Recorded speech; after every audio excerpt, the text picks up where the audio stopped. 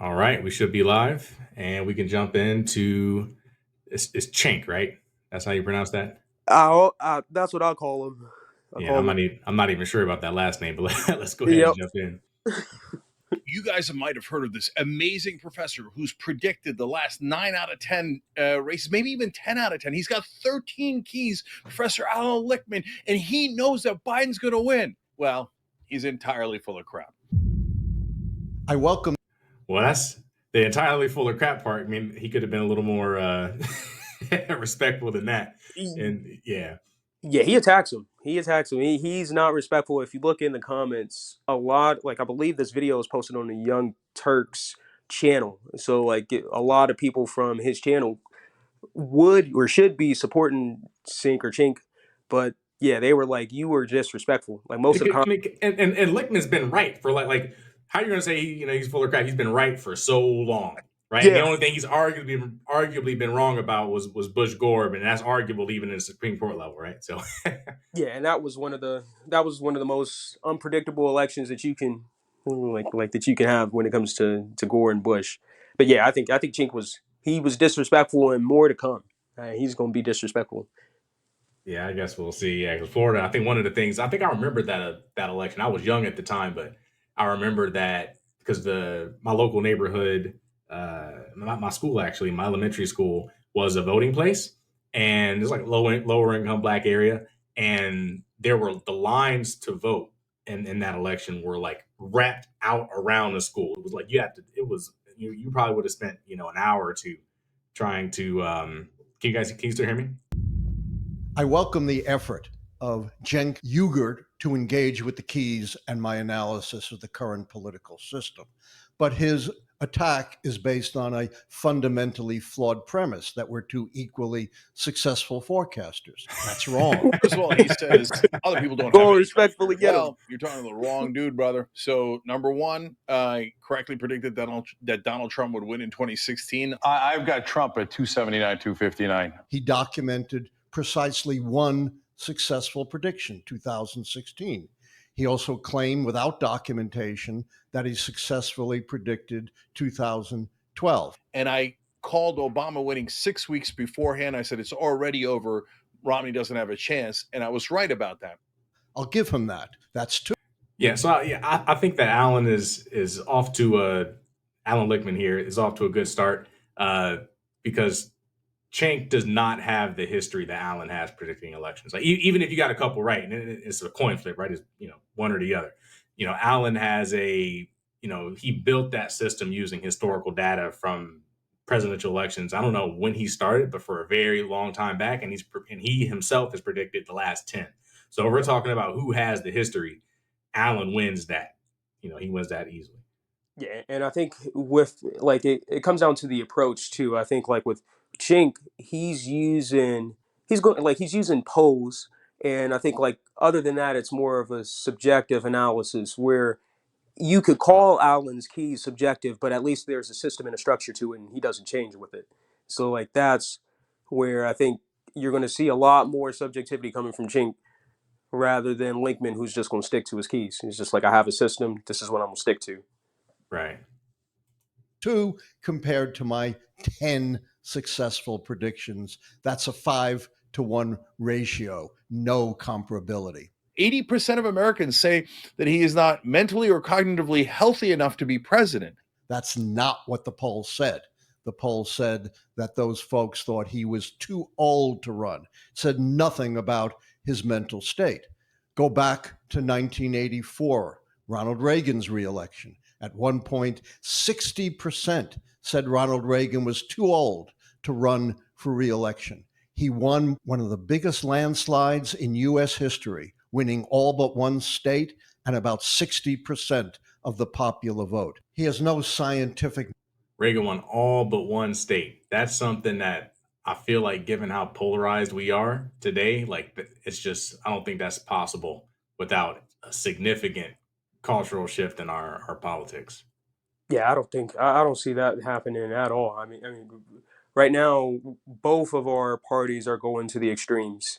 So I think in order for that to happen, we would have to be united in terms of policy, culture, things of that nature. And we're the furthest that we can be. I don't, that's now we should be that way, but I don't foresee that happening for a while.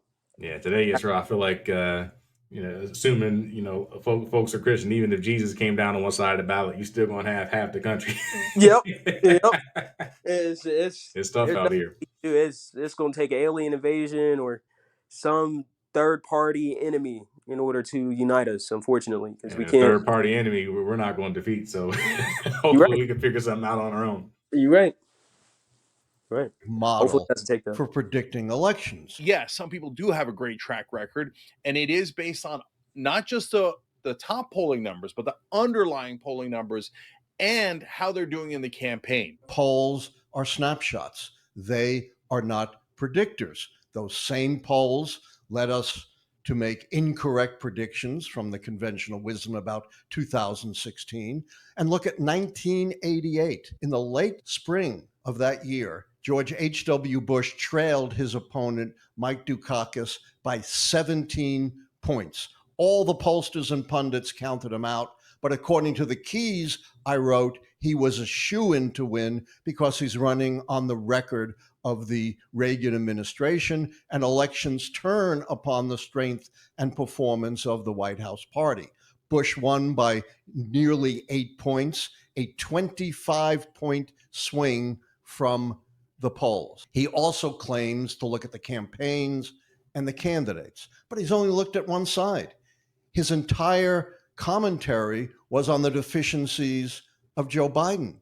But Joe Biden has to be compared with his competitor, that is Donald Trump. He admits that debates are irrelevant. They have no predictive value. Hillary Clinton won the debates and lost. John Kerry in 2004 won the debates and lost. But he says somehow, subjectively, this debate is different because it shows Joe Biden's cognitive decline. Debates normally don't matter. So I had two thoughts during that last speech. One is I'm curious why the polls, especially like the polls that are like close to election day, like why they are off like so often wrong. I can understand in Trump's case, like maybe people were embarrassed to say they were Trump supporters the first time around. But generally speaking, I wonder why the polls are so incorrect. And that's where, like, just a little forecasting with that video, Alan's going to speak about it. Like, he's like, he doesn't trust polls. He's like, he says religiously, polls are just snapshots of the moment. And I think, generally speaking, like, he's like, polls, like, they're not going to tell you the full story most of the time. And I think maybe like it all depends on who is presenting the polls. Like I know sometimes you'll have a Fox poll or you'll have a CNN, ABC poll, and now with the polarization in these media companies, it's hard to even trust a poll coming from MSNBC relative to a Fox, and it's just like who are you stating? What polls are you stating? And it's just like based on whoever's conducted that poll, you could have different results, and that's I think Alan's going to talk about that. It's just like the Well, I fragility. wouldn't assume the pollsters have an agenda because, like, if you're taking a poll, normally it's because you want to know, the temperature, right? And being biased as a media source or like say a campaign, like if I'm on a Biden campaign, I don't want a biased poll that tells me what I want to hear. I want the real poll so I know what issues I'm losing on, what I'm winning on, where we're at, Right. if we're close or if we're far. So I think there is an incentive to be honest in polls in a way that there isn't in general media reporting. Now, maybe you don't talk about the polls with the values you don't like or something, but I think most people doing polls, in most cases, they want the real information. I would imagine that they have an incentive, but it's just I would imagine that the people who are willing to take a Fox poll relative to an NBC poll, I would imagine like your audience that you're polling from. Now, if unless you're doing it in an unbiased way, which I would hope when you're conducting a poll that you're being as unbiased as possible. But like I would imagine if you're being solicited to do a Fox poll and you know it's Fox, then if you were on Fox for a general reason, you already got your candidate. And Yeah, it's like just you're biased in the sample of people you're talking to. right, There's bias built in. Yeah, right. I could see that. I could see that for sure. And then what was the other thing I wanted to mention about this, about why the polls are unpredictable. Okay, so this is the one weakness I'll say, and it's not even a for sure weakness. It's just a potential weakness because Allen does have a good track record.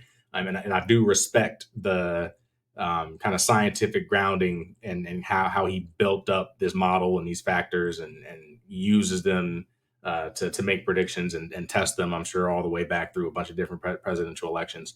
Absolutely. Um, but one thing I think is a weakness of that is if there is something truly new. I mean, it could be that the electorate has changed. It's not the same population as it was, while he was building his model, or if there's just something sufficiently unique. For instance, I think one of his keys is a scandal, right? Yep. And if Yep. we have all the scandals of the past to talk about, and that's just one key, right? But it's possible that there could be a scandal that's so big that it could be worth more than one key or something like that, right? Like there's just you think there's unique new things that could happen that could make his model potentially not relevant, right? So like maybe there's never been a lack of faith like this, or maybe there's never been a particular scandal of a certain level. So I think maybe when he says, I think his perspective is basically anything that's not in my model is completely irrelevant, Relevant. right? Yeah. Absolutely. Whereas, like, is that necessarily true? Now, again, historically, he has a good track record, so I can't say that. But that's the only potential weakness is that he may be overly dismissive of anything that isn't explicitly in his model. I agree wholeheartedly. I agree wholeheartedly, and I think like when I think about Alan Lichtman's model, I understand that there's no objectivity to it. So it's just like there's no exact science. You're not going to be exact about these things, and I tend to agree with him sometimes on his own model, like as it relates to scandal. Just like you said, that the scandal key in particular, he only turns that key as it relates to corruption. And I think you have an example where Biden's age, where now he's been pushed out of the elections by his own party, where to me that is that could constitute a scandal. It's just like that is where it's just like I think he has. I understand the subjectivity of his keys, but I like how he put it. I like how he's consistent with it. But I do have some worries. Just like yes, there could be changes in information, there could be changes in events, to where your keys aren't even prepared for them. Just like the Constitution with abortion, it's just like there's just some things that you're not going to know to think about. And I do agree that there could be some room for error in that instance. All right, let's go ahead and let this video play for a little bit and see what they have to say. But that's true.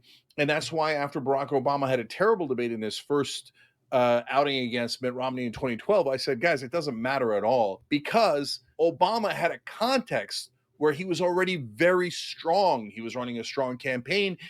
Debate performance in a context like that barely matters. But in a debate where your brain falls out of your head, then debates matter. He fails to understand the basis of the keys, which is that it's governing, not campaigning, that counts. You cannot predict elections from campaigning alone. That doesn't work. What the keys measure is the strength and performance of the White House party. And that is what counts for Joe Biden, his performance as president, not a single debate. With respect to Joe Biden's supposed medical deficiencies, of course, he's not a physician, he's not a neurologist, but leave that aside. Many presidents have been criticized for disabilities which people have claimed make them ineligible to govern. FDR had polio, and lots of critics said this cripple will not even be able to survive a single term. Of course, he won 4 elections by a landslide. The main reason they're having this guy all over TV is not because all of a sudden they respect historians or professors, because he's giving people copium. And they need hope desperately. That's why they're putting this guy on, and he's getting great ratings. He's like, oh, don't worry, Joe Biden's going to win. I never said Joe Biden is going to win. If he had listened, he would have seen it was very clear. I said I had not yet made a final prediction that I would not make a final prediction until after the Democratic convention in August. I did say a lot would have to go wrong for Biden to lose, but I also said the situation is so fluid that that could happen. He says, just like with Hillary Clinton in 2016, the Democrats are running a bad candidate in Joe Biden. But the whole point of the keys is not the particular identification of the candidate, but avoiding the very situation in 2016 that led to the election of Donald Trump in the first place. That is an open seat and a party contest. And the truth is, since the turn of the 20th century, 120 years of politics, the party holding the White House has never, I repeat, never won under the conditions where there is an open seat and a party contest. He misunderstands incumbency. He thinks, oh, well, incumbency matters a lot. That's true. If you're in a local race or you're in a state Senate race in a state that isn't very populous and hence does not get a lot of media attention. That's where I was just going to ask you to pause it there, because only reason why I say I wanted to pause is because I think we're in a unique situation, especially with what Alan Lichtman just said. He was just like, it never won with the incumbency key being lost and a party contest, where now Biden would no longer be the incumbent. And now the only thing is that Harris is becoming largely the nominee. So like, but I don't know if there's anybody else that is throwing their name in the ticket. I think we're pretty much behind. We don't know for sure about Kamala yet. I hear rumors that Manchin might consider running. And that would flip the contest key then. And it's just like if you the incumbency key is gone. Yeah, I don't think only way to save that key, and he said it before, only way to save that key is for Biden to resign, Kamala to become president. She would have to then pick a vice president, and then we would retain the incumbency key. That's the only way that key stays. Now that he's withdrawn, and I don't foresee him resigning as president, that incumbency key is gone.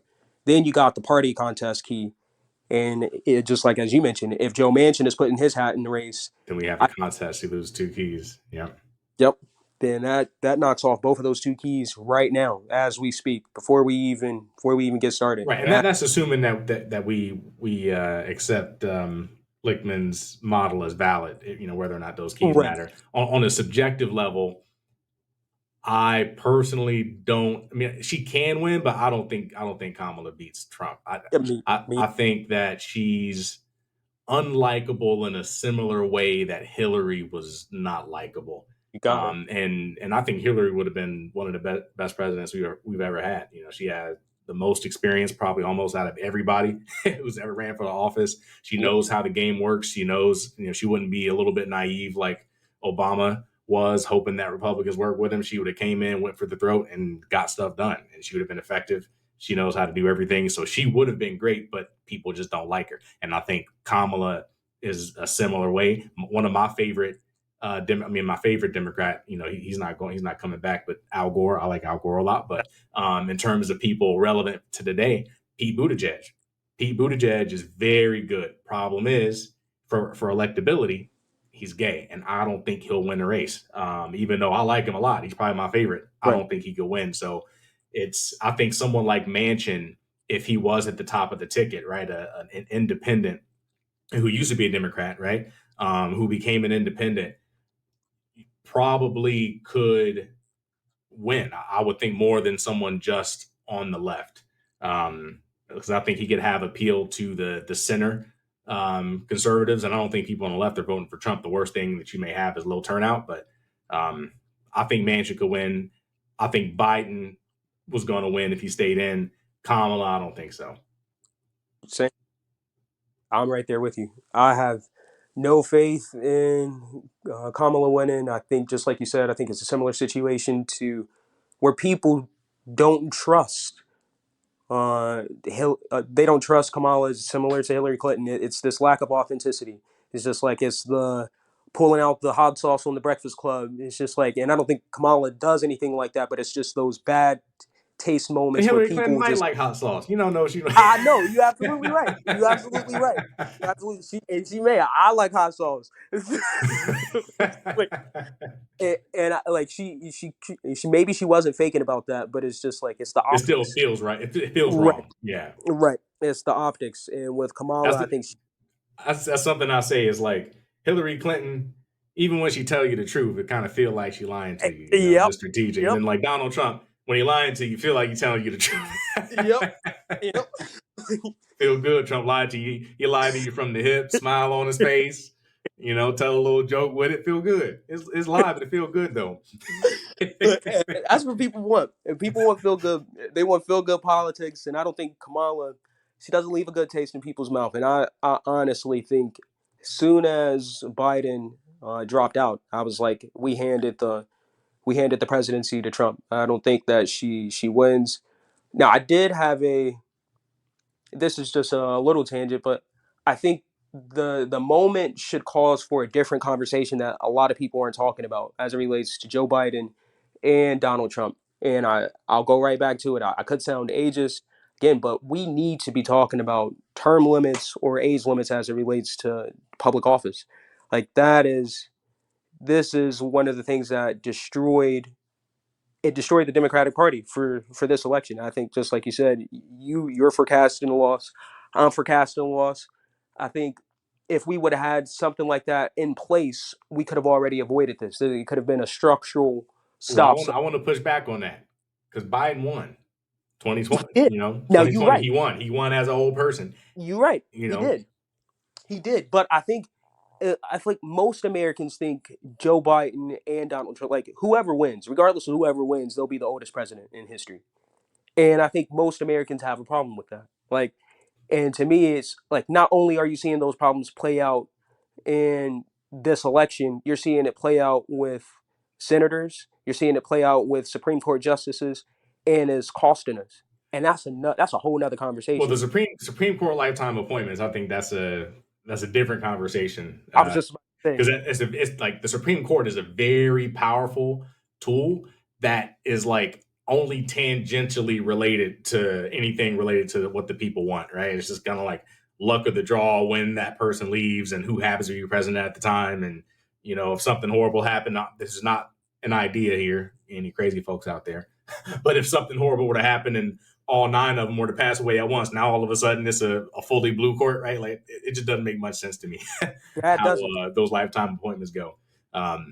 So yeah, that's rough. But you know me, man. I like old people, man. I think It has wisdom. I'm not a They fan have of wisdom. term limits. I think you know a lot of people assume oh, just get some new blood in here. It's like new blood doesn't know anything. They don't got relationships with random people from France's government. They don't know what the strategy that China's employing and how to like counteract it and who to call over there. Like there's a lot of legacy knowledge that exists in those people that's been there for decades that they just know how to do stuff. You put somebody fresh in there, they just don't know. And it's not like I'm not saying that you never have new people, but I tend to respect the experience that comes from age, and I don't like just dumping our government and having a bunch of rookies running the show. No, I'm right there with you. It's to me, I'm not. I'm against it when it comes to the extreme. Like only when we're talking about the extremes. Like when you're reaching the higher end of life, I think it's a unfortunate fact of life that there's a fall off. You And for, start breaking down at 70, right, stuff to right. stop working. Yep. It's just like that's the fact of life until hopefully knock on wood things change. Now if things change, No, I'm all we got to with get to it. that too. But Yep, that's what we got to get to. If we can get there, I'm all with it. But as of now, I think there is reasonable cognitive decline after a certain age and physical decline. And I think when you're dealing with a position as serious as the presidency of the United States, I mean, you got to be able Let me ask you a to. question though. Why don't you just trust the democracy, right? So like, I for do. instance, like he won the primaries, right? Like Right. if you can win Right. as an old person, then why should we stop you, right? Now, You know, Right so now, and another thing too is it's not everyone ages equal. Like something breaks down when you get old, right? Like your body going, you don't know what's going to start failing, but something's going to start failing. And for some people, you know, maybe it's your back problems, maybe it's your knees, maybe your eyes gone, your hearing. You know, sometimes your brain is good the whole way through, and then you got heart problems or whatever. And then other times your brain's the first thing to go, unfortunately. And you know, you can move around, but you got Alzheimer's or you're forgetful or whatever. So I think like age, like you don't know what's going to fail. So like a blanket age limit, even though you know something's going to fail around then, you don't really know what. And if you win a democratic process, then who are we to throw an age limit on it?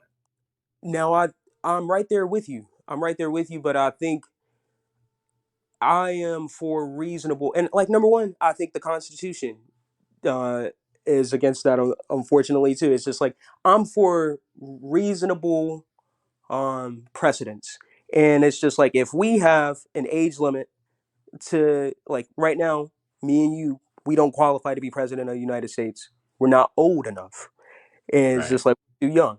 And it's just like if we got it on the low end, I'm for, and there's reason for having it on the low end. Just like you said, there's things that come with time, like experience, wisdom, and on the higher end, just going to the extremes.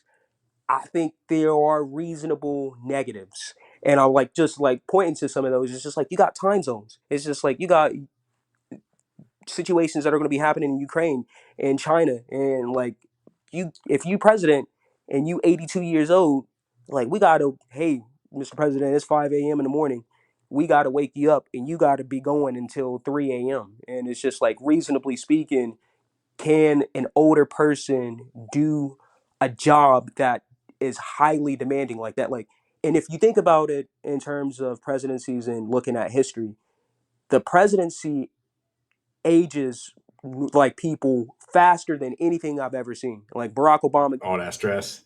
yeah, it's just like you age, and I'm assuming, and I would even assume that there's like a science to it. It's just like the amount of stress that your body is going through, the amount of different time zones and jet lag, and having to wake up to deal with these crises that your body is going through on a just mere physical level.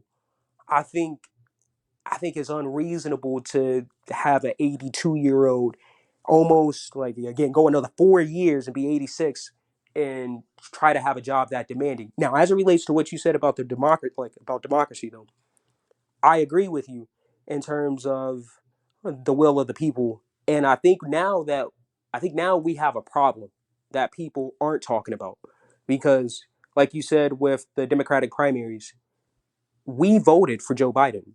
That's exactly who people selected. And Joe Biden consistently said multiple times that he was staying in the election. The only reason that he stopped was because of the pressure that was brought upon him by his peers and donors. I was Nothing gonna about say don. I was gonna say donors. Yeah, because yeah, that's a good point. I was gonna go right there. I'll let you finish though. I was just going to say nothing about the will of the people. Nothing about the will of the people because the will of the people, we elected him. And the donors are they stopped contributing to the campaign. They stopped funding as soon as that debate incident Yeah, happened. and you can't. But here's the thing, though: you can't force a donor to donate, right? I mean, you got big money donors, rich folks, but you also got a bunch of regular people that are donors. And even if Alan Lichtman, is like, hey, I'm the wizard in the tower.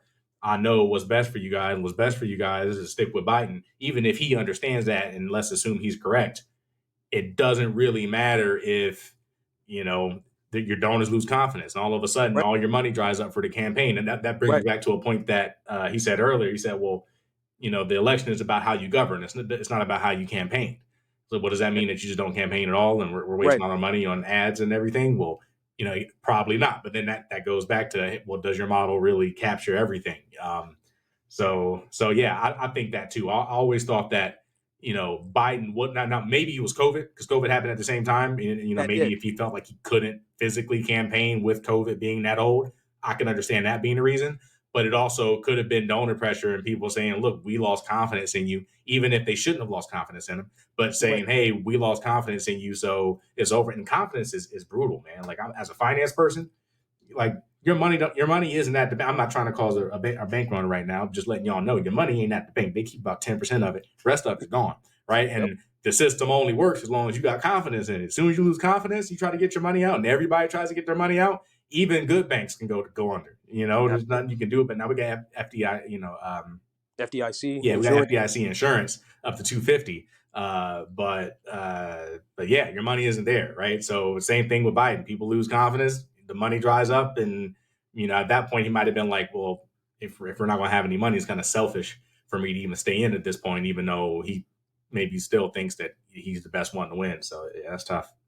But that, to me, that is a problem. Like, and I know the Supreme Court had a big case as it relates to funding and elections, but that's a huge problem because the will of the people was circumvented, and that, like, to me, I The don't think will of that the money, right. the will of the It donors. straight to the will of the money, because I don't think Biden had any problem with grassroots donations.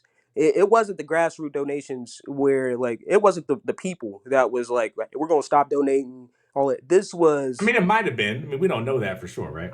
I mean, based on my understanding, I know, um, based on reportings, it was donors, like mega donors. It was PACs. It was like they came in, like top Democratic, like top Democratic election officials or people for the party. They came together with mega donors, And they're like, and they we can't get investors to put their money in because they don't think it's going to do exactly anything. They don't think they're going to exactly get a return. exactly. And I think that was the nail on the head. I think Biden was like, I have my peers coming to me, and now my donation pool is dried up. All of the big mega donors, they stopped funding, so now it's hard for me to even reasonably have a campaign. I can't campaign without any funding, and if Right. y'all gonna dry me up, I think that's where we have an issue, because now it's just like that means that really it's the media and like the mega donors, people who are like, for example, Elon Musk. It's been reported that he's going to contribute $45 million a month to Trump's super PAC I until the heard election. that. Like, stuff like that circumvents the will of the people, and it's just like, and I mean, there's can't always been money in politics, and I think it was the Citizens United Supreme Court case that exactly. Yep. basically defined corporations as people, and Yep. made any, even though there's like real strict restrictions on how much an individual can give Yep. to a campaign, but there's like unlimited money that a corporation could do, Right. through PACs and things like that. So yeah, now I want to pull it back from like the deep, because some people say, oh, well, the money dried up. Well, that's the deep state. Well, I don't think it's not like the deep state. It's just, if you're a real person like Bill Maher, he gave $1 million, I think, to Obama's campaign. But if you're like a regular rich person or something like that, not some, I own the world, conspiracy, just a regular rich person that donates money.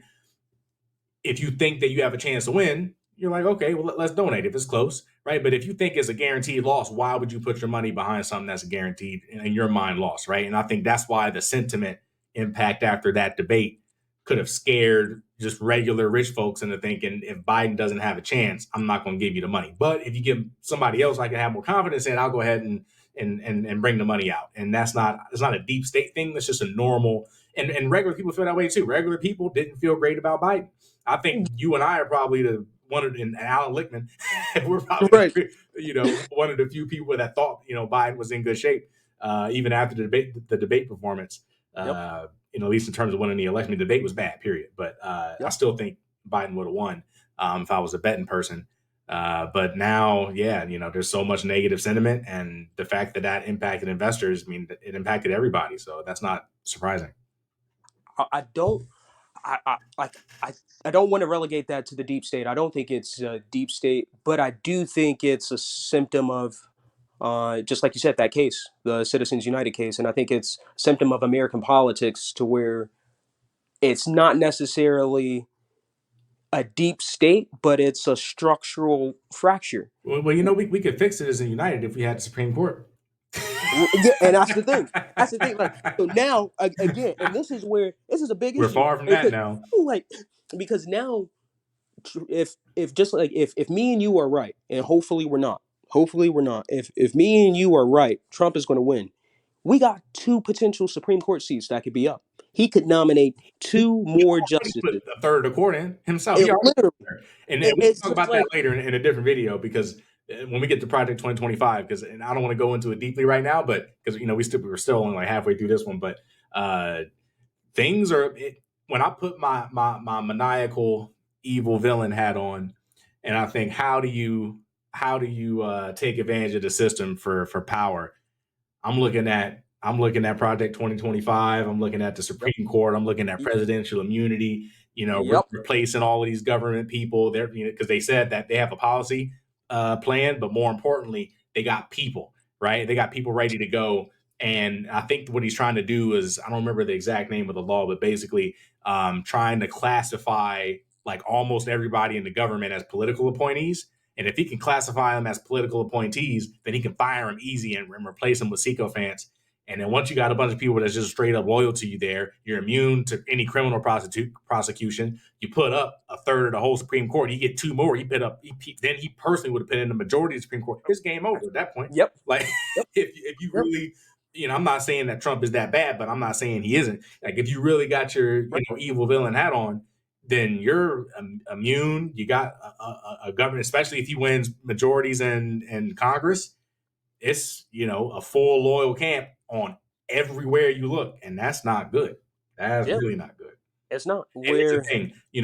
People may say, "Oh, well, you're panicking about Trump," but as it relates to immunity, a Democrat can be immune too, right? If you're a conservative, do you want every Democrat to have that level of immunity and all that? So I think we're in a more dangerous spot now just because the Supreme Court is what it is. But you're totally right. He already put 3 on there. right. Two more Right. personal, Right. just him, Right. just one man, over half the Supreme Court. Yeah, that's crazy. It's That yep. is crazy. It's and that is set to shape an ideology for generations, or a generation for sure. And it's already set. Like we're already Yeah, in you're bad right. Yeah, shape with the Supreme Kavanaugh, Court, and then 2 absolutely. more. Yeah, Yeah. it's over, and that's where I think Democrats didn't understand the sensitivity of the moment, where it's just like we really didn't have much room for error in terms of like pushing Biden out, and like it's just like we have to understand the moment, and I think we weren't prepared, we didn't take the moment seriously, and I think it's already slipped through our fingers, and it's Bro, just are like you you said, saying we should have pushed Biden out earlier? if this was the direction, I much more would have preferred it Oh, you because say either do it earlier or don't do it at all. Basically, right, like you should have committed at this point. right. That's just like Yeah, I can see if that. yeah, because it's just like the only thing that you're doing, especially in the middle, like we're what 5 months away, like that is, it's almost ridiculous to think that now we have to restructure a whole campaign around uh a new candidate, and it's just like even though it's his vice president, I think we put ourselves in a very dangerous situation by fracturing ourselves. And now I don't think, just like you said, I think we're on our way to a very dangerous position where Trump is likely going to be elected. He's likely going to be able to put some people, crazy people, in office, unfortunately. And then he's likely going to have the ability to choose 2 more Supreme Court justices, which is going to put America on a course that I don't think represents the will of the people. Oh yeah, the Supreme Court certainly doesn't represent the will of the people. I mean, Republicans haven't won a popular vote since what was it, like 2004? I think Bush v. Kerry, and then like that was it. Like in the last like 20 years plus, they only won one popular vote, but they put up like half the Supreme Court justices and maybe more coming up. So yeah, the Supreme Court certainly does not match the will of the people, and that's just again based on how random and permanent the appointments are. Yeah, it's half past midnight. Yeah, Unfortunately. All right, I'm gonna go ahead and get back to it here. The name recognition of incumbency produces a giant advantage. And historically, when there was only mainstream media, it would even produce an advantage for presidents. But in this new age with social media, you cannot contain the message that is coming out of social media. And what's happening is incumbency is actually becoming an albatross around the neck of incumbents, especially when you have a situation like inflation or anything else that goes wrong gets blamed on the president. In the last 30 years, only one incumbent has lost, and that is Donald Trump in 2020. And the Keys predicted his loss because of his failed presidency. Incumbents have always been blamed or praised for what happens during their term. That's nothing new. He also casually throws out. I don't want to spend too much time on this, but that's very true. It's like if you're the president and it start raining outside, people are gonna be mad at you. And then, if somebody hit the lottery, they know they're gonna be happy. Yep. So I feel like that happens all the time. Like, oh, it was better then. It's like, well, okay, it might have been better then, but like, what's that have to do with the policies of the president?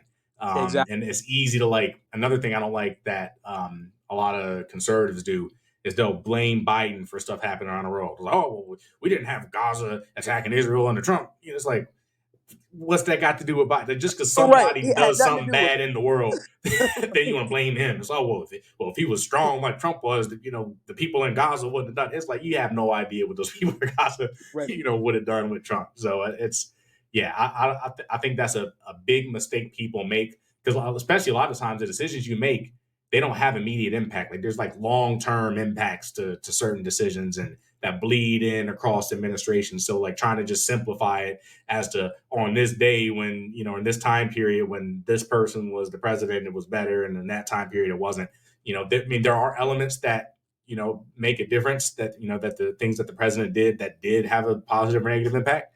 But then there's plenty of things that had, was outside the president's control.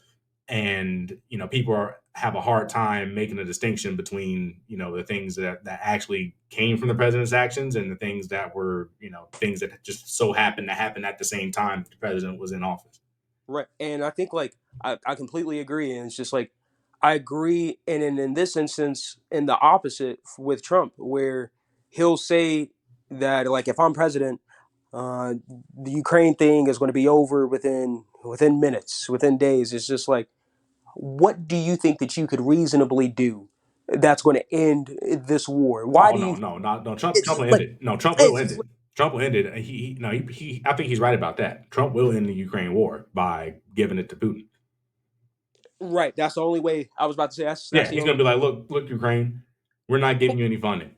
It's game over. Funding's over. If you want funding from NATO, unfortunately, Trump might even be looking to get out of NATO, right? And he's going to be, and then without the U.S.'s help, it's like our other allies are going to be left stranded. And they're like, well, I mean, what do we do? I mean, they still probably are going to support Ukraine because Russia's in their neighborhood, not ours. So it's more important to them than it is for us. Even though it is important for us to maintain our relationship with our allies, at least from my perspective. But yeah, if Trump just and Republicans get in and they say, we're not going to help you, then without Western support, Ukraine cannot resist Russia. And then I think what will happen is they'll negotiate a peace, and I think it'll be peace for 4 years. I don't think Russia would do anything new during that 4 years. That way, Trump could have a win to say, look, see, we didn't need this conflict. I was able to solve it in 10 minutes and there's peace and everything's great. But during that time, Russia's going to build up their resources and just prepare for later. But I think it'll be good and peaceful for that 4 year period. But our allies are going to be left stranded. And And the next 10 to 20 years, we're going to retreat into a America last policy. I say America yep, first, but we step down from the world stage and hand yep, the reins of leadership at the global level over to Russia and China. yep. But we'll have a good 4 years, though. It'll be peaceful 4 years, I think. That's dangerous. That's dangerous that people don't understand the moment in that context. Where if he does that, how are just like you mentioned, how our allies are going to judge us, how the world stage is going to judge us. Like NATO was already trying to Trump-proof the system, and other European countries are just like they're already preparing for a Trump presidency, which means, and you know what? To his credit, I will say, like with the threats alone, the people are taking him seriously. So like the countries that weren't contributing to a budget and things of that nature and contributing to defense, they are doing so now, but they're only doing so because they don't have faith and trust in us anymore. It's just Yeah, like so here's what I'll say, and I feel like this is a mistake that a lot of people make because it's intuitive. It's an intuitive mistake, and you got to watch out for those intuitive mistakes. Things that look like they seem common sense, but they're wrong. This is one of those where people think that our strength, and on the global stage is because of our military or because of our economy. And that's part of it. Part of our strength is the military and our economy. But most of our strength is not that. Most of our strength is the militaries and the economies of our allies. Absolutely. It's a whole group. Like you could Absolutely. be, John Jones. I'm the baddest man on earth. One on one, I'm better than all of you guys. Let's say that's the United States. We're the strongest country in the world. But guess what? I get 50 guys. I catch John Jones alone. It's pretty much game over for him, right? Like there's only so much you can do. Like the numbers are just too. It's about scale, right? Power is about scale, and you can only be so big by yourself. And being alone is basically the synonymous with being weak. And if you want to be like, hey, I made Germany spend X% more on their defense. See, we won. It's like okay, but then if Germany stops liking us, now we used to have all the, maybe not all, but we used to have a good portion of Germany's military and economic force behind us. And now we just lost all of Germany because you was worried about 2%. Yeah. Right. That's Right. ridiculous. And that's the scary part. I think just like you said, I think, and then what's even going to be worse in terms of the American political system and how just uneducated we are in terms of civics, what people are going to see is that 4 years of peace. They're going to see that as like, this is an example of how things should be. This Exactly. is And that's why I think it'll be peaceful. I think it'll be peaceful. But the damage is going to be deep and on an infrastructure level that's hard to see. absolutely. And those things that people can't see, those are the worries that we should have, especially when our like, we don't really understand how our allies feel about us. But once they're speaking about Trump proofing their relationships and like their defenses, that's how you know. Like, our allies are starting to see us as smaller on the world stage. That's going to have a big Because problem. he's a That's big going to risk, right? If because yeah, when the United super States risky. pulls out, then they're just left hanging. Like, okay, what do we do? Like the Iran nuclear deal or the Paris Yep. Climate Accord. We made a big fuss about it, getting everybody to sign up. Trying to build relationships and make deals. All right, India, we know you need to grow, but maybe we could fund some of it, and so you could do it in a clean way. We go through all of this hassle, get everybody agree. Come on, get everybody signed, and then we leave. It's like, come Yep. on. Well, that's So just can't do anything with and that's the downside of democracy. Now I still think democracy is the best system, but no system's perfect. The downside of democracy is you go from Bush to Obama to Trump to Biden. It's like, what are you guys doing? yep. Like there's just like that continuity. We're like China, they got a long-term strategy, they stick to it, right? Reliable, steady. Now again, I prefer democracy, but being stable is a weakness of democracy. And at least if you have decent people who care about the country standing, then to like maintain agreements so that you maintain your word, because foreign policy is about relationships, right? If you got somebody that's flaky, you say I'm gonna do it, and then they don't do it, and then they change their mind, and it's like that's not somebody you can rely on, right? And that's how we've been behaving, mainly because of Trump leaving all these agreements. Where like if you had honorable people, even if I didn't like the agreement really, as long as it's not like horrible, then sure, we can go ahead and stick to it just so that we keep our good name and we follow our commitments. Yeah, I mean, that to me, that is one of the unfortunate side effects of democracy, especially as it relates to our system, where it's just we're so polarized, and every single election is a court opinion on the previous on the previous presidency. So it's just like, now that we had Obama, I thought he was so bad, so now I'm going to go extreme as we can. Let's go to Trump. Now that we had Trump, I don't like him. I'm going to go as extreme as we can. Let's go to Biden. Now that we got Biden, I want to go as extreme as I can. Whatever he did didn't work. Now let's go to Trump again. And I think we're always on the extremes. And I think that is like, I think democracy can fail if we're so polarized. If it's not going to be a successful system if we're working against each other. So, Right. A point about inflation, as if somehow that would be predictive of election results. He doesn't look at the full economy, of course. Joe Biden has created more jobs than any other president.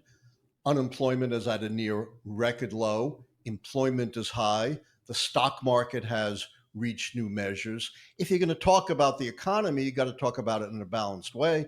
And we do have objective keys, which he doesn't discuss on the short term and on the long term economy. He also claims, again, and not to spend too much time here. It'll be an hour before we get through this video. But I think that's something that's interesting too. Is like the economy's really not that bad, but sentiment is bad for some reason. Like it feels bad, but it's not too bad actually.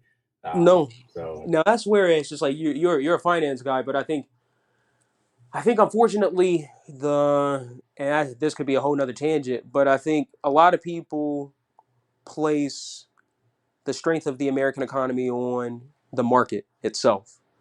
And a lot of people don't understand that like your normal citizens, your middle class, they don't own that many stocks. right.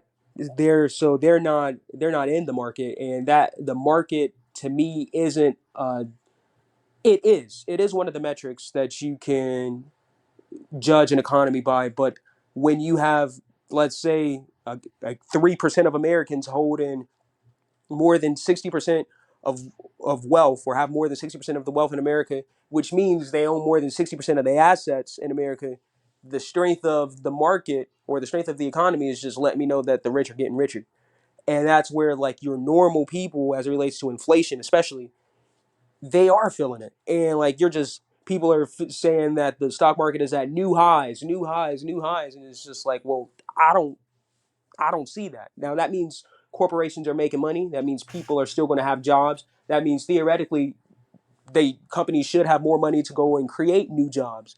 But in our system, and this could go deeper into economics, it's just like what these companies are doing largely isn't stimulating the economy. What you see now in America is you have companies doing buybacks Yeah. and big buybacks, and it's just like, and so it's like they're not using that money to invest in R&D, and it's just like I think, and that's a big Yeah, I think you're right. I think there's a lot of indicators that are not broad, right? Like you said, the right, stock market, um, even you could have misleading things like the employment rate. Like the employment rate is good, but if your wages aren't going up and prices are going up, then the fact that right, you're employed isn't really great. Now it's still right, better to be unemployed, right? So if we're going right, to compare to 2009 or whatever, then be grateful.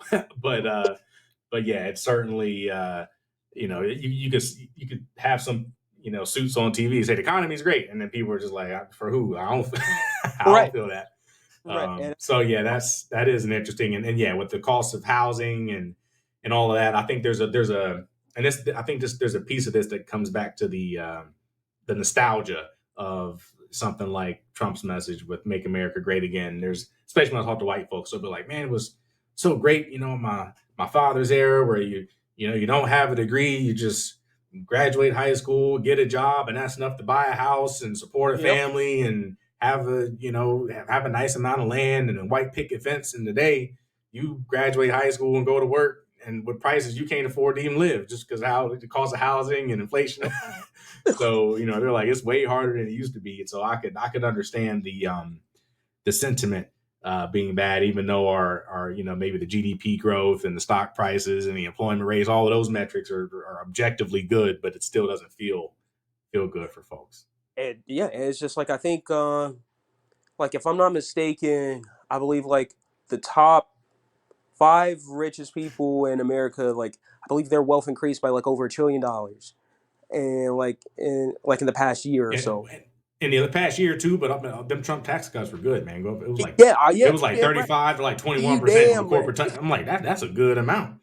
And the thing is, I'm a finance person, so I know the equations. I know the equations for how you value companies. And when you cut taxes that much, the value of your company goes up a lot Absolutely. because it's not just like people may think, oh, it's if it goes from 35 to 21, well, that means next time you pay taxes, you'll save some money. And sure, that's true. But companies, the value of a company is not most of the value of the company is in predictions of what it's going to make in the future and how long is the future. Well, the future is forever, right? So Yep. most of the money most of the value of a company is not in the assets it has today. The X millions or billions of dollars they'll save in taxes next year isn't the point. It's the point that all the money they're going to make forever into the future is now that much higher because you cut the tax rate. And when you value a company, again, you're adding those future expected values up. Like if you're going to make, let's say your Apple, I mean, I don't even know the number, but let's say a random company, let's say you're going to make, $1 billion next year. It's like, okay, that's great. You made $1 billion. The taxes are going to reduce that amount, let's say to, 700, or something like that.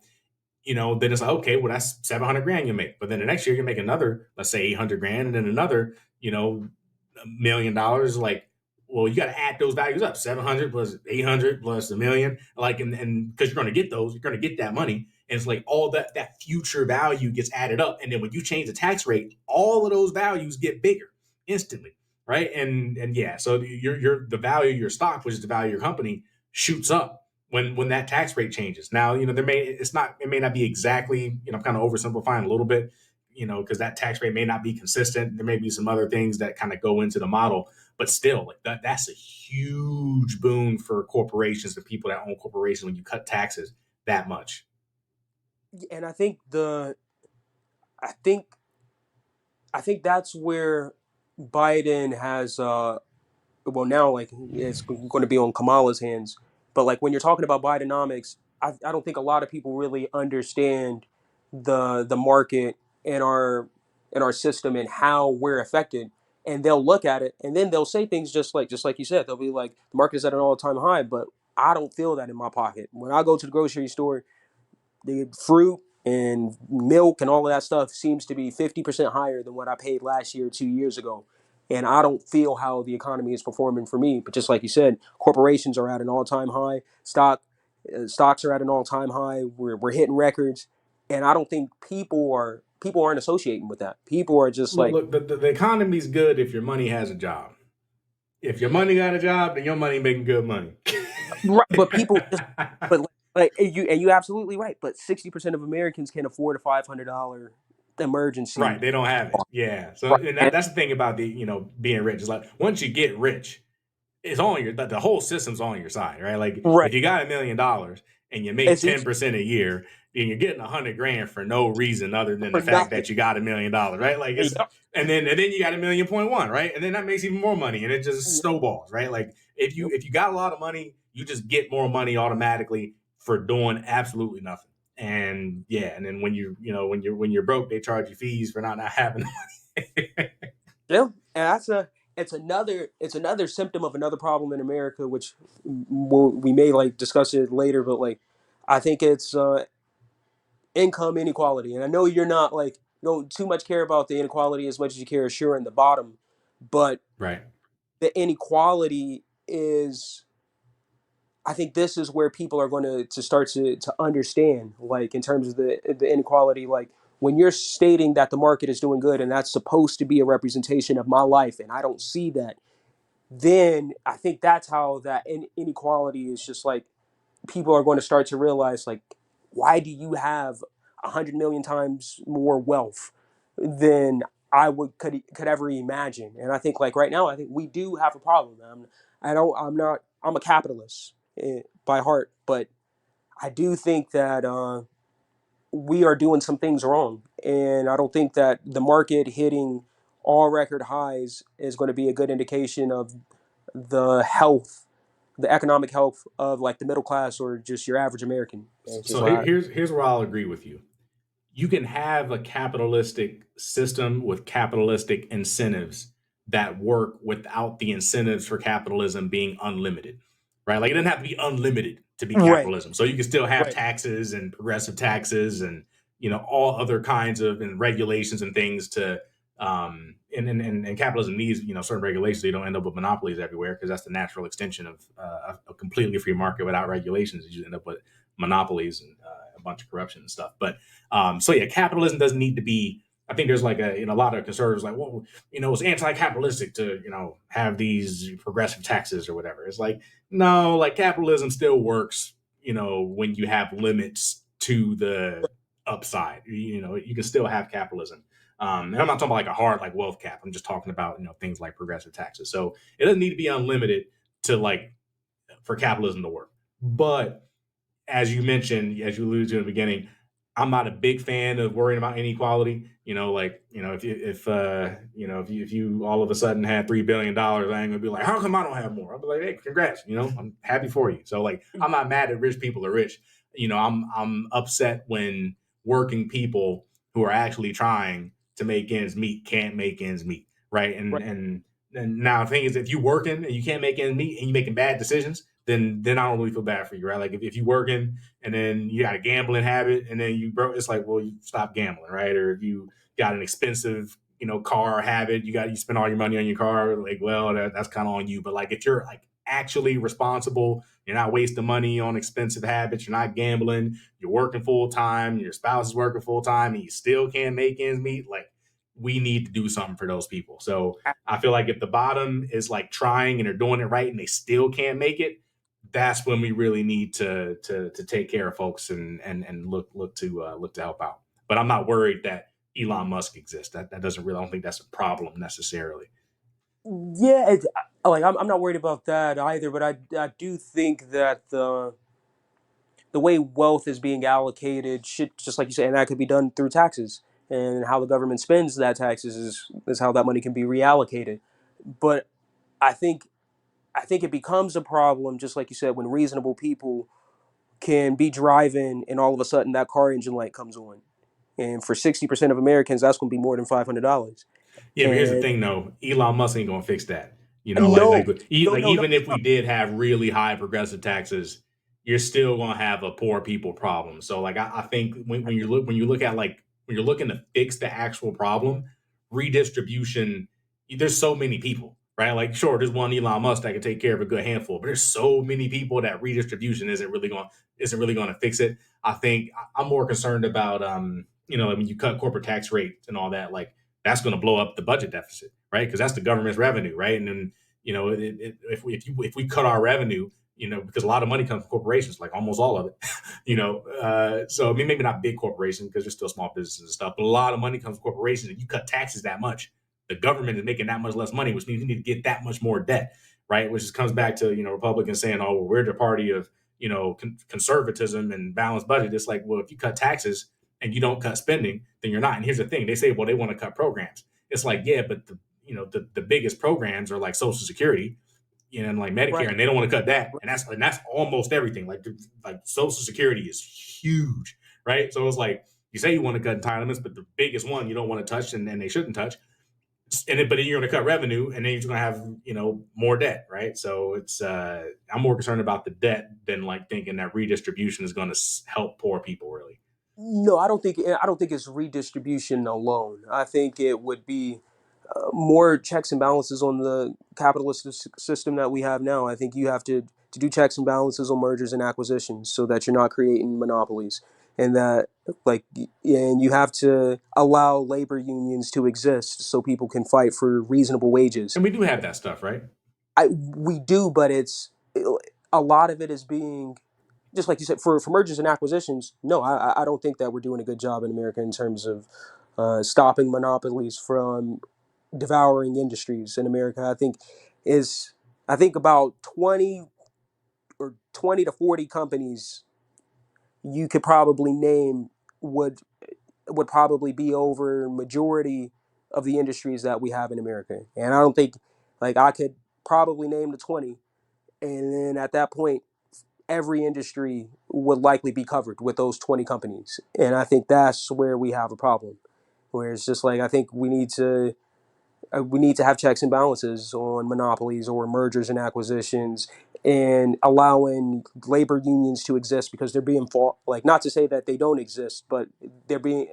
I think we need to have more leeway for labor unions to exist, give them a easier legal path, and then like things like a federal minimum, like livable wage, like things of that nature. I think is where we could do better in terms of like wealth redistribution and things of that nature. Like, I don't think you're just going to take from the rich and automatically give it to the poor and that's going to solve the problem. But I think capitalism has some fractures, and it needs checks and balances. And I don't think that America is doing that, depending on and it depends on the president. Just like you said, with Trump, you're going to get lower corporate rates. With Biden, we're going to want to raise them. So every 4 years, you're going to get something different, and that's the system that you're going to get. It's going to be turbulent. You're not going to get something consistent, and with that turbulence, that's going to be American lives. They're going to be up and down. And it's just like there's no consistency, and I think that's where most people are. Where I think they're turbulent. There's no consistency. There's no stability in terms of their economic outlook. And I think most Americans have that sense of instability. And I think that's a problem, especially if you're trying to look at a system and see how this could effectively work for a population of people.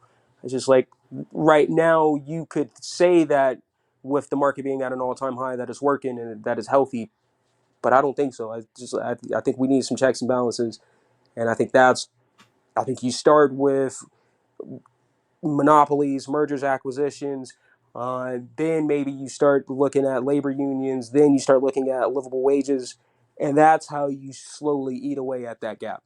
So here's my plan, and I haven't thought too much about this, so I'm just just thinking about this right now. Um, but for like economics, raising the minimum wage, that's something we have to do, over time, right? As inflation happens and things, we raise minimum wage. Problem with like something like a living wage, where you like really jump it like a lot, is you end up with good chance you end up with unemployment. Now, in some cases, the companies may not have a choice but to pay those higher prices, and you may not have unemployment. But in other cases, they're going to be like, all right, well, people are getting automated, or we're just not going to hire as much, or, it made sense to employ you at that rate, but at the living wage, we just can't justify it. So you might end up just with a bunch of unemployment. So you got to be careful about that, right? Because it is a market system. And people don't think about the labor market usually like normal people, but like there's a price of labor, the wage that you're going to make, and there's going to be certain demand for that labor and certain supply. So if I say, hey, I got a job paying $1 an hour, there's going to be very low demand for that job. If I got a job paying $20 an hour, a lot more demand for it, right? And if it's going to take $20 an hour, then who's going to supply that job? Well, a lot more people are going to supply jobs that if the job is $1 an hour, like they're paying, I don't say supplier jobs, I'm talking about like companies.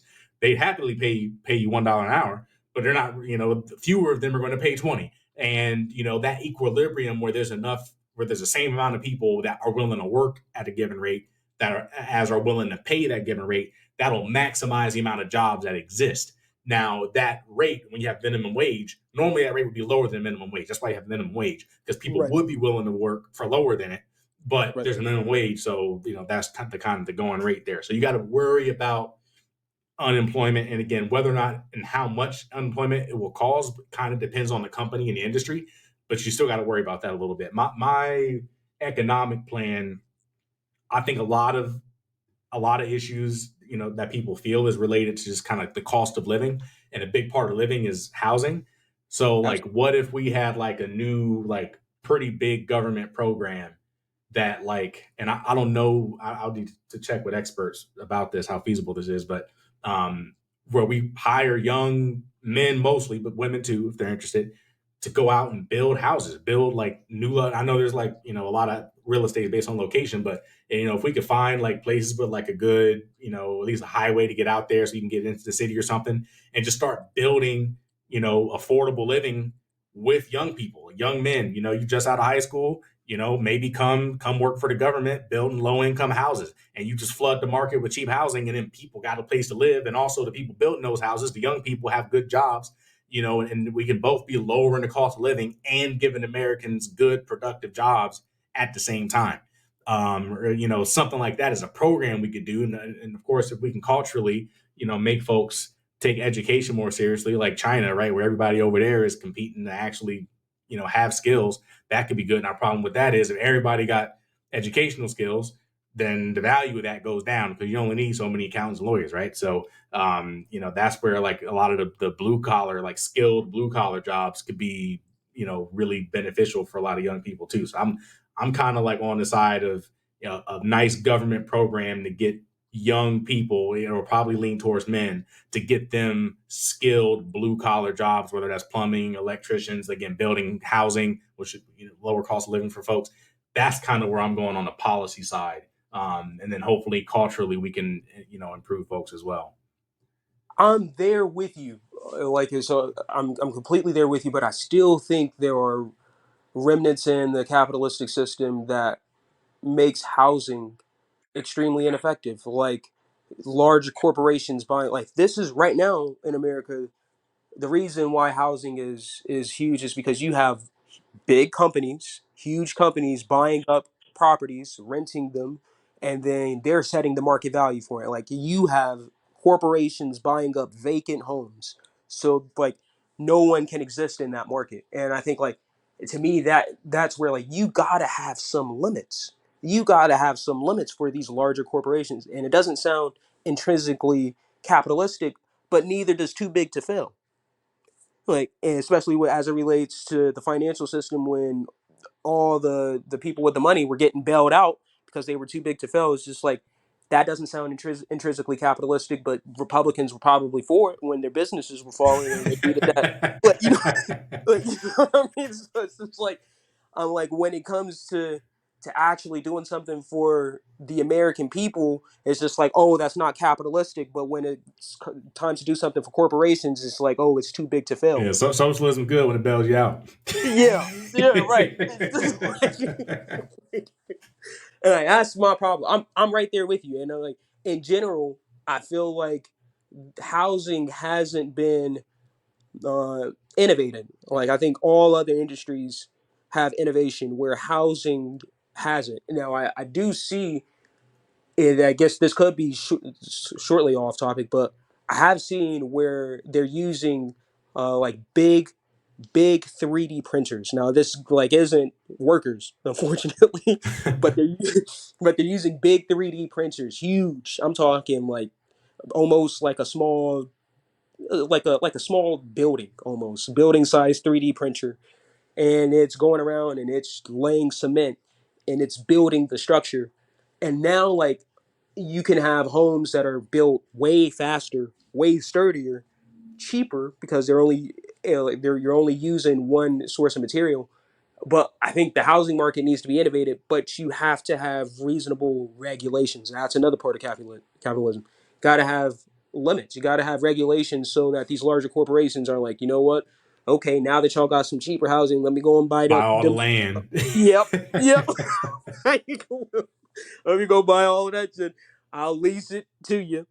I'll lease it to you. You can have it for 30 years or something like that, but you got to pay 70% more the price of what the value was a year ago. And I think like we gotta fix our system, and people are going to think, hey, that doesn't sound capitalistic, but generally speaking, we've been working against capitalism for the favor of the rich, and I don't know why we can't do it in favor of the middle class. It's You just mean like like in terms of like bailouts and all right in that? terms of bailouts and things of that nature. Absolutely. Yeah, interesting point there. Without historical documentation, that social media has I just want to say that we get off topic a lot, but it's a good conversation. It is. It's good. It's good. changed everything, and the keys no longer work. Well, the truth is, every 4 years, some critic says to me, you got to change your keys. We have an African American running. We've never had that before. We have a woman running. We've never had that before. And I've heard many times we have social media. We've never had that before. Well, the truth is, you can't change a model on the fly. And that's the difference between myself and the critic. I have a model that I stick by. He's talking off the top of his head. The keys are incredibly. That's true, but this goes back to my criticism. If Obama was running in 1892 or something, does he think that that wouldn't be relevant? Right. It don't matter what the keys are in 1892. You're in trouble And that's you as a like black that's man. it's funny that you say that, but we're not too far from that. Like you know what I Yeah, it mean? ain't that long ago. Yeah, Yeah, it's like number one my is it's grandma knew folks from I 1892. was just about to say that. I was just about to say that, and it's just like I'm not a conspiracy theorist in this sense, but like the replacement theory, like race is on the forefront of people's mind right now. It's just like that is certainly on the forefront, and like those keys aren't accounting for things of that nature. It's just like that's perfect. It's a perfect example. robust. Developmentally, they go all the way back to 1860 in the horse and buggy days of politics and the That's election slavery. of Yep. Abraham Lincoln. That was an agricultural society. Or was it? Most African Americans were enslaved. Yeah, he just said it. He Let me just see. said it. Agriculture. When was the Emancipation Proclamation?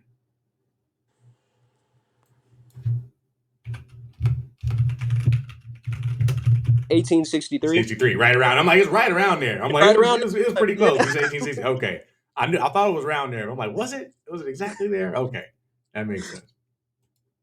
Women didn't vote. My ancestors from Eastern Europe and maybe his hadn't been here yet. So the Keys have survived far greater changes than is true with the development of social media. You could tell that he's biased and subjective in the way that he talks. He says, oh, yeah, Trump's a liar. Yeah, I know, brother, but what does that have to do with all your keys? That doesn't have anything to do with your keys. It just seems like you're upset at Donald Trump. Again, he didn't look at the full track record of the Keys. My first prediction was of Ronald Reagan's reelection in April 1982, nearly 3 years ahead of time, during the worst recession at that point since the Great Depression, and Ronald Reagan's approval ratings are in the gutter. Given his off the top of the head kind of analysis looking at approval ratings, Ronald Reagan never should have been reelected. Of course, in 2016, I predicted a Donald Trump win. And over my full 40-year track record, I have predicted about as many Republican and Democratic wins. He suggests that the scandal key should be turned against Biden. He even throws in something about Hunter. Yeah, I think Cenk is wrong for being like, oh, he's just biased. Like he's certainly not biased. Like he certainly is following his. Now he still may not like Trump personally, but he predicted Trump would win in 2016. So acting like he wouldn't say Trump will win because he's biased, that doesn't make any sense. Yeah, I'm not with him on that either. To Biden. One of the keys is scandal, and Biden doesn't have a scandal. Wait a minute, that's subjective. Well, you could argue that Hunter Biden was a scandal. But much more importantly, the debate, his age, and his mental decline are the scandal. I do agree with I that. don't think he's read my. I do agree with that. And just to forecast, Alan Lichtman is going to combat that with saying that I don't think he's read my book, and he's going to say that the scandal key directly correlates to corruption.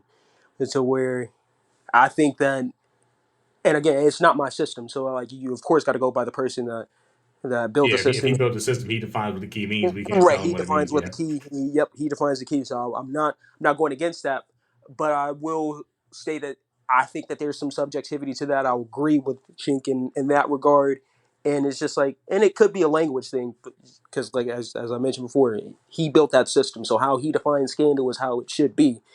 But in the context of how I think about scandal and how, especially now, like at the time of Certainly this video. arguable. Yeah. Yeah, at the time of this video, Biden was still a candidate for president, and now he's not anymore.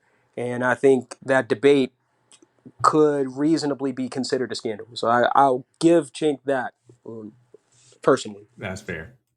My book, and I hope he does read it, Predicting the Next President, The Keys to the White House 2024. It clearly indicates scandal involves corrupt acts that have bipartisan recognition and implicate the president himself. And it can't be criticism of the president's physical or mental fitness because so many candidates would fall into that category. Now, the ironic agreement is, yeah, the Democrats have no spine. If they had a spine, they would replace the guy who has a very, very, very low percentage chance of winning with a person who has a much higher percentage chance of winning. There's no chance that Joe Biden can win. He says we have to replace Biden with some unspecified candidate who has a better chance of winning. He claims that Trump is way ahead in the polls and Biden has no chance of winning. First of all, polls months out before the election have no predictive value. It is not true that the polls show Trump way ahead and other candidates with a better choice of winning.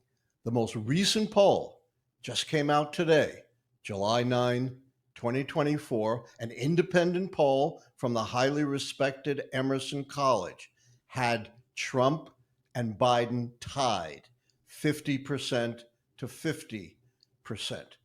Compare that to these so-called other candidates who have a better chance of winning. Harris was down 6 points. Whitmer was down 10 points. Newsom was down 8 points. He claims that I say Joe Biden gives the Democrats the only chance of winning. I didn't say Joe Biden alone gives the Democrats their best chance of winning. I said the Democrats need to preserve the incumbency key and the party contest key. And I said there is a plan B, that if in fact the Democrats and critics like you force Biden out, you can still preserve the two keys by having Biden resign the presidency. That would make Harris the president, tick off the incumbency key, and as the sitting president, she would be the consensus choice at the convention. You would then tick off the contest key. This is a Wait. Is he saying resign the presidency Yep, or that's exactly. resign the campaign? No, resign the presidency. He's saying Make Biden Kamala the actual president of the United make States today. Kamala the actual president of the Yeah, United because he's States. not doing that. He's Yeah. still, he said he was going to finish his term. Yep. And And that's that's why one thing I want to get too off topic because it's already a long video, but he, a lot of people are like, oh, well, Biden's unfit. He's this and that. It's like, well, he's currently the president. Like, let's not forget right. he's been the president. So, if he's completely unfit, it's like, well, how do you feel about the policy that he's been doing so far? And if it's like, we don't have to like hypothetically imagine how horrible it would be. Now you could argue that, okay, maybe it'll be worse next time, but still, like he is, let's not forget that he's currently the president and what he's going to do based on what he's been doing. And then some of the stuff you may not like, some of the stuff you may like. I'm not a big fan of the college debt forgiveness, but I do like some of the things he did on the foreign policy side. So yeah, like what he's going to do. The type of person he is. It's not like some hypothetical too much, in my opinion. No, yeah, I completely agree. I think people with Biden, they just it's completely optics, unfortunately. And Yeah, I it looks think bad. Yeah, the debate looked horrible. It looked it, really bad. It yeah, looked really it's bad for all sure. optics. And based on those optics, I think people are just like, I don't think that he can reasonably continue in this position. But as I said before, for Lichtman with the keys, I think that the like we can now, just like you said, Biden is not going to resign. I don't foresee him resign. I don't. I think he's going to finish out the term. So as it relates to Lichtman's keys, that incumbency key is lost. Right. That's gone. That is completely gone. He's not going to give up the presidency, so we And we'll can. see the contest, next Right. month, And, if there's and going to be one that's or why, not. and that's what we discussed earlier. That's why I was just like that first key is incumbency is gone, and that's where he was like, what's his name Mansion. again? Manchin from West Virginia, right? Could potentially put his name in the race, and then I'm like, well, at that point, if you have a contest, you might as well consider that key gone too because you're fragmented at Right. that point, and now you only need two more keys to drop, and I'm like, we're already close. One is gone, 100% certain, unless Biden resigns, which I think the Speaker of the House did call for him to do so, and some Republicans did, but he ain't. I don't foresee him reasonably doing that. So I think as it relates to Lichtman and the keys and his predictions, one is already gone for sure. Yeah. Fact of American politics. If you're below 50% and you're an incumbent, you're in massive trouble. Very unlikely to win if you're in the 40s. If you're in the 30s and Biden is at 36%, no incumbent has ever won in an election year when they're in the 30s. Ever. Not true. Harry Truman had a lower approval rating and still won the presidency, and that was predicted retrospectively by the keys to the White House. Plus, approval ratings are ephemeral. I'm often asked, what should Biden do to win? And my answer is because the keys show that it's governance, not campaigning, that counts.